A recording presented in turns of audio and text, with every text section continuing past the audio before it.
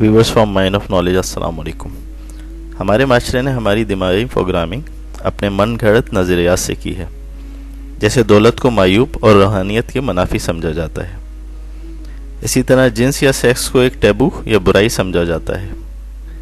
یہ کم عقلی نہیں تو اور کیا ہے، کیونکہ جنس یا سیکس پر ہی انسانی حیات کا دار و مدار ہے، پھر اسے ہی معیوب سمجھا جائے۔ اور کثیر الازواجی ان کی سنت ہے جنہوں نے دنیا اختیار ہی نہ کی اور سونے کے پہاڑ ساتھ چلنے کی آفر مسترد کر دیں۔ مگر ہمارے ہاں کیا رویہ ہے؟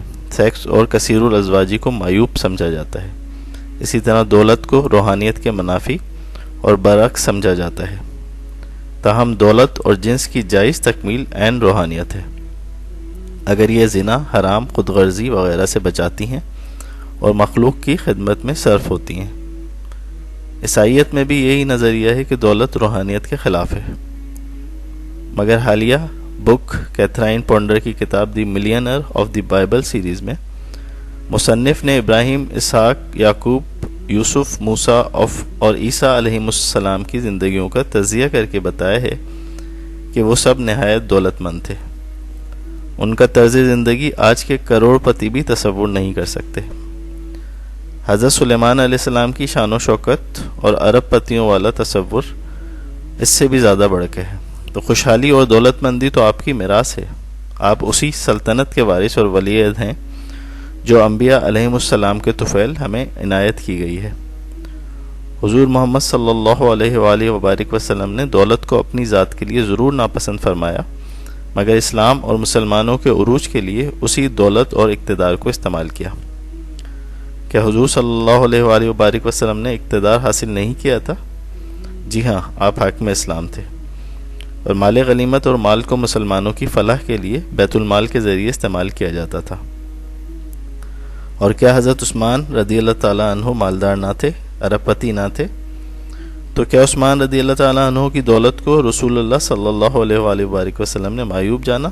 نہیں، بلکہ آپ کی دو صاحبزادیاں یکے بعد دیگرے حضرت عثمان علیہ السلام، حضرت عثمان رضی اللہ تعالیٰ عنہ کے نکاح میں گئیں۔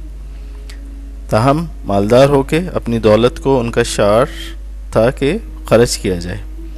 دولت بری نہیں ہوتی، اس کا استعمال برا ہوتا ہے۔ صرف اپنی عیاشیوں کے لیے دولت کا استعمال اور رکھنا برا ہے، جبکہ حضرت عثمان رضی اللہ تعالیٰ عنہ جیسے دولت مند جو دولت کو آگے پیچھے دائیں بائیں ضرورت مندوں پر خرچ کرتے تھے، ان کی دولت کے لیے دولت رکھنے اور خرچ کرنے پر کوئی مضائقہ نہیں۔ اور رسول اللہ صلی اللہ علیہ وآلہ وبارک وسلم کے لیے اس قدر اپنی سخاوت کی وجہ سے محبوب ہیں وہ بھی، اور ہر وہ شخص جو دولت ہوتے ہوئے خرچ کرتا ہے، کہ ان کے لیے یک کے بعد دیگرے نبی کریم صلی اللہ علیہ وآلہ وبارک وسلم اپنے نور اور لگتے جگر بیٹیوں کو حضرت عثمان رضی اللہ تعالیٰ عنہ کے عقد میں دے دیتے تھے، جس کی وجہ سے آپ کو ذو النورین یا دو نور والے کہا جانے لگا۔ اور آپ عشرہ مبشرہ میں بھی تھے، یعنی دولت مند ہونے والے کو اس کی دولت کی وجہ سے دنیا میں ہی جنت کی بشارت دی گئی تھی۔ اسی طرح حضرت عبد الرحمن بن عوف بڑے دولت مند تھے اور دولت کو ضرورت مندوں میں تقسیم کرنے والے تھے، تو وہ بھی عشرہ مبشرہ میں شامل تھے۔ تو کیسے دولت مند ہونا معیوب ہوا؟ دولت مند ہونا تب ہی معیوب ہے جب اللہ سبحانہ و تعالیٰ کی راہ میں خرچ کرنے سے مال کو روکا جائے اور نفسانی خواہشات اور عیاشیوں میں مال کو صرف کیا جائے۔ حضرت عبد الرحمن بن عوف رضی اللہ تعالیٰ عنہ امہات المومنین کا بہت احترام کرتے تھے۔ امہات المومنین رضی اللہ تعالیٰ عنہما کو بیت المال سے معقول مقدار میں خرچ ملتا تھا، اس کے باوجود بہت سارے غنی صحابہ ان کے لیے ایک ادنیٰ اشارے پر ہر قسم کی مالی قربانی دینے کے لیے ہر آن تیار رہتے تھے۔ مگر عبد الرحمن بن عوف رضی اللہ تعالیٰ عنہ کا معاملہ سب سے مختلف تھا۔ ان کے ایک باغ کی قیمت 4 لاکھ درہم تھی۔ انہوں نے اس کی پوری پیداوار امت المومنین پر خرچ کرنے کی وصیت فرمائی۔ انہوں نے بدری صحابہ کے لیے وصیت کی تھی کہ ان میں سے جو زندہ ہیں ان سب کو میری وفات کے بعد میراث سے 400 دینار دیا جائیں، حالانکہ بیت المال سے بھی ان کو وظیفہ ملا کرتا تھا۔ امہات المومنین رضی اللہ تعالیٰ عنہم کو بھی اور بدری صحابہ کو بھی وظیفہ ملتا تھا، اس کے باوجود آپ نے الگ سے ان کا وظیفہ باندھ دیا تھا۔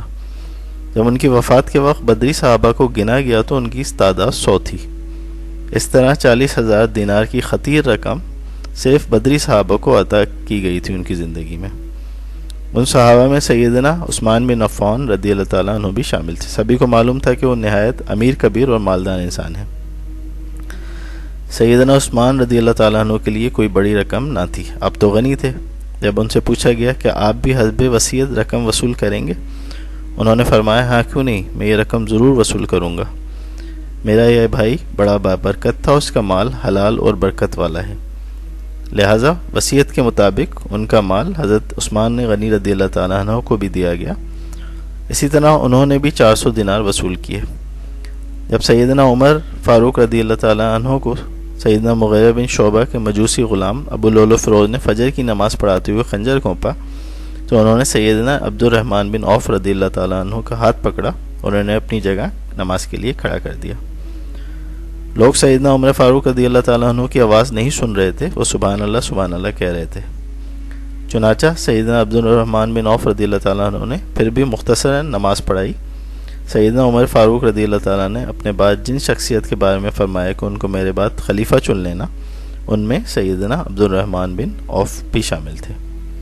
تو دولت مند ہونے کے باوجود یہ مقام اس لیے دیا گیا تھا کہ آپ اپنے مال سے مسلمانوں کی بہت زیادہ خدمت کیا کرتے تھے، لہذا دولت مند ہونا اور قصور و ازواجی کسی بھی طرح کوئی معیوبی یا برائی نہیں ہے۔